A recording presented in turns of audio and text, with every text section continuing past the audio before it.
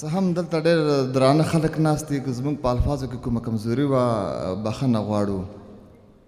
ملګري یو شعر بېګانه یو درې بیتونه غواړي په هر رنګ په هر لحاظ په هر رنګ شتمني لري لوګر، په هر لحاظ په هر رنګ شتمني لري لوګر، په غرونو کې غمي او په کلیو کې سړي لري لوګر. په هر لحاظ په هر رنګ شتمني لري لوګر، په غرونو کې غمي او په کلیو کې سړي لري لوګر.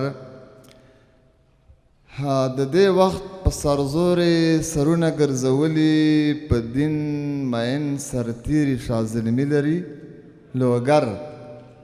پوهانو وزیرانو ډاکټرانو سره څنګ کې هېواده ستا په کچه لیوني لري لوګر. ماشاءالله ماشاءالله تشویق هېواده ستا په کچه بیا یې وایه بیا یې وایه. پوهانو وزیرانو ډاکټرانو سره څنګ کې هېواده ستا په کچه لیوني لري لوګر. او کوم یتیم ماشوم وهلې خوشبویي ده، کوم یتیم ماشوم وهلې خوشبویي ده، که په ګل راڅڅېدلې خوشبویي ده. او ستا ښکلا تشریح کول څه آسان نه دي، ستا ښکلا تشریح کول څه آسان نه دي، لا تروسه چا تللې خوشبویي ده. او یا خو دې محفل کې ستړی طالب ناست دی، یا خو دې محفل کې ستړی طالب ناست دی، یا ګل شوي دي سنځلې خوشبویي ده. او یو څو عام بیتونه دي الله دې وکړي چې په چا باندې کمزوري ثابت نه شي. وګوره انداز پردی، لباس پردی، احساس پردی. وګوره انداز پردی، احساس پردی، لباس پردی. څه به په ځوان کول د افغانانو مینه ماته شي.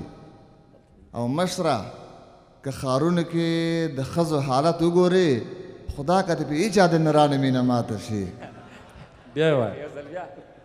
وګوره انداز پردی، احساس پردی، لباس پردی. څه به په ځوان کول د افغانانو مینه ماته شي. او مشره که ښارونو کې د ښځو حالات وګورې خدا که دې په هېچا د نرانو مینه ماته شي. هېواده که د ستا د ستونزو حل راباندې کېږي، هېواده که د ستا د ستونزو حل راباندې کېږي، تیار یم بس غږ دې د اجل راباندې کېږي. او چې کله د ستا دنګه ځواني وګورم طالبه، الهام په هغه وخت کې د غزل راباندې کېږي. او د شیخ صاحب خوږه نامه چې واورم په خطبه کې د ډېرې خوشحالۍ نه یو څه چل راباندې کېږي. د شیخ صاحب نامه چې بیا یې وایه.